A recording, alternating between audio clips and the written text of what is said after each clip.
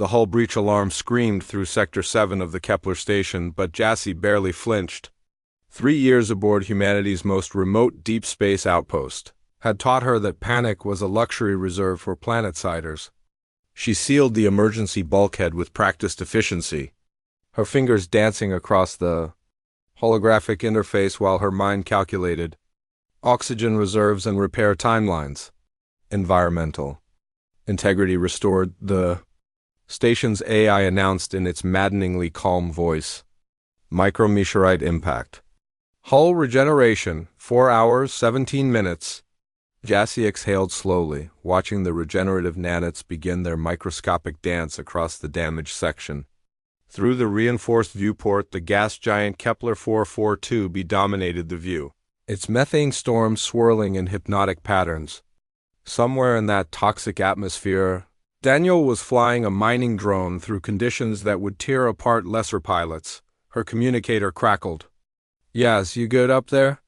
Daniel's voice carried that infuriating mix of concern and amusement that characterized most of their interactions. "Defying good," she replied, already moving toward the biology lab.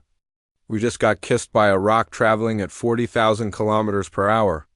The station held, the nanites are working, and I haven't had my coffee yet." "So relatively speaking, yes." "Copy that. I'm bringing up the hull. Heavy load today, looks like we hit a platinum iridium cluster. Command's going to love this." Jassy allowed herself a small smile. Platinum, iridium was the holy grail of deep space mining, the economic justification for humanity's expansion into the outer systems. It was also the reason she and Daniel were stuck on this isolated station while the rest of the crew rotated back to Mars for R&R. She entered the biology lab, her sanctuary within the metal shell of Kepler Station. This was where the real work happened, far from the financial considerations that drove corporate space exploration. The hydroponic space stretched before her, rows of experimental plants growing under precisely calibrated light spectrums. But it was the containment section that held her attention today, the predator cubs, as she'd nicknamed them, pressed against the transparent aluminum barrier of their enclosure. Technically designated as Phallidae Kepleris, these weren't Earth cats at all, despite their superficial resemblance. Evolution or something far stranger had produced feline-like predators on Kepler 442b's moon, creatures that thrived in low gravity and possessed a peculiar attraction to human technology. Jassy had discovered them 3 months ago, during a routine survey mission to the moon's surface. The cubs, no larger than house cats, had followed her back to the shuttle, their 6 legs propelling them with unsettling grace. Against protocol, against common sense, she'd brought them aboard. Something in their crystalline eyes suggested intelligence beyond simple animal cunning. "Morning, troublemakers," she murmured, checking their vital signs on the monitoring system. The cubs chirped, a sound like wind chimes colliding, and began their morning ritual of exploring every centimeter of their expanded habitat. That's when she noticed it. Her hairbrush, the antique one her grandmother had given her before the Mars launch, was missing from her locker. She'd left it there yesterday, she was certain. The locker showed no signs of forced entry, and the station AI confirmed no unauthorized access. "Computer, locate personal item, hairbrush, serial number JM2087, item located in biology lab, containment section 3.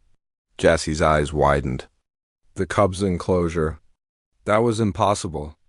The containment field was designed to hold organisms with far greater strength and intelligence than she froze.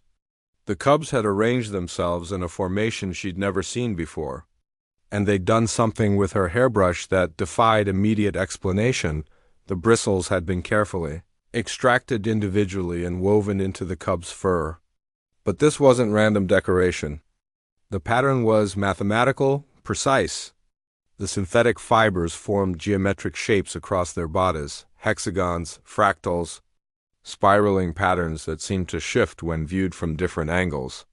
"Daniel," she said slowly, activating her communicator, "you need to see this now." 20 minutes later, Daniel stood beside her, his mining suit still dripping with decontamination gel.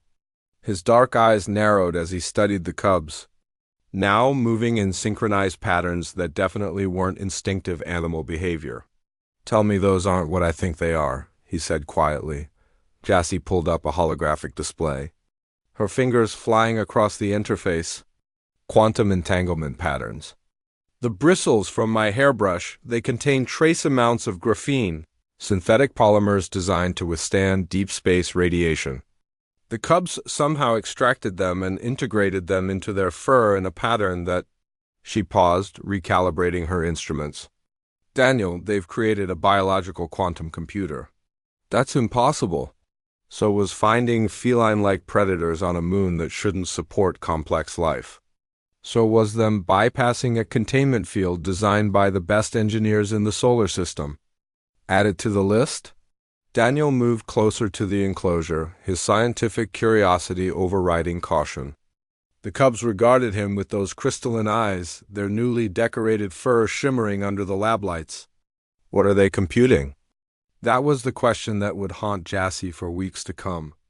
The patterns in the cubs' fur, their battle locks, as Daniel had jokingly called them, were processing information at speeds that rivaled the station's main quantum cores. But processing what? And for what purpose? She initiated a deep scan, routing the data through every analytical protocol she could access. The results made her blood run cold. "They're mapping gravitational anomalies," she whispered. "Specifically, they're predicting the trajectory of objects in this system. Objects that haven't been detected yet."